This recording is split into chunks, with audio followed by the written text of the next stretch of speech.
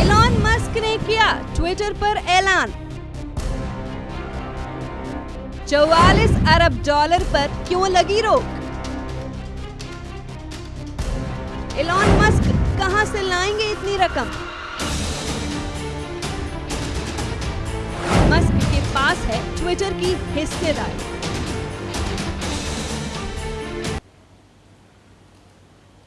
दुनिया के सबसे अमीर शख्स एलॉन मस्क ने कुछ दिन पहले ट्विटर को खरीदने की डील की थी, जिसकी खबर, जिसकी जानकारी आज उन्होंने ट्विटर कर दी है कि वो उस डील को रोक रहे हैं, इस डील को होल्ड पर डाल रहे हैं, क्योंकि जो ट्विटर के स्पैम और फेक अकाउंट्स की रिपोर्ट है वो अभी तक सामने नहीं आई है। जिसके बाद ट्विटर का ये कहना है कि जो ट्विटर के फेक और स्पैम अकाउंट्स की रिपोर्ट है वो 5% से भी कम है, उसके यूजर्स 5% से भी कम है।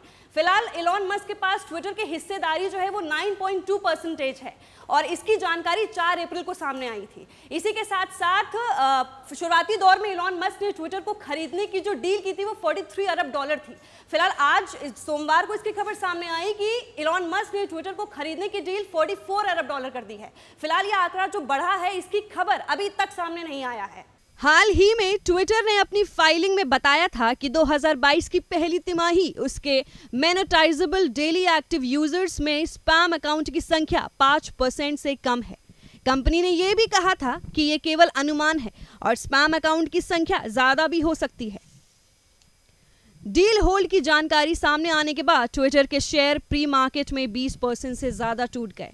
एलॉन मस्क ने 14 अप्रैल को 43 अरब डॉलर में ट्विटर को खरीदने का ऑफर दिया था।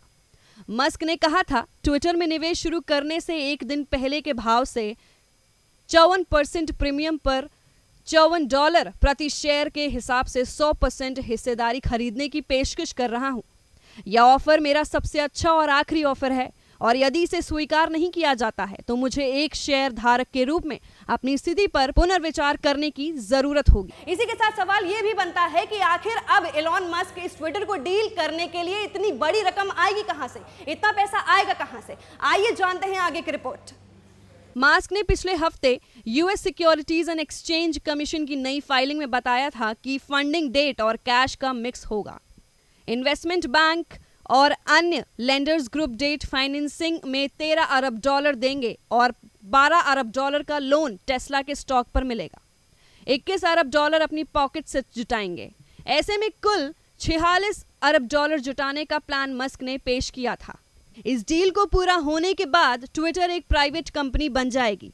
एलॉन मस्क इसके मालिक होंगे, क्योंकि मस्क या ट्विटर किसी ने भी अपने स्टेटमेंट में किसी भी को इन्वेस्टर का जिक्र नहीं किया था।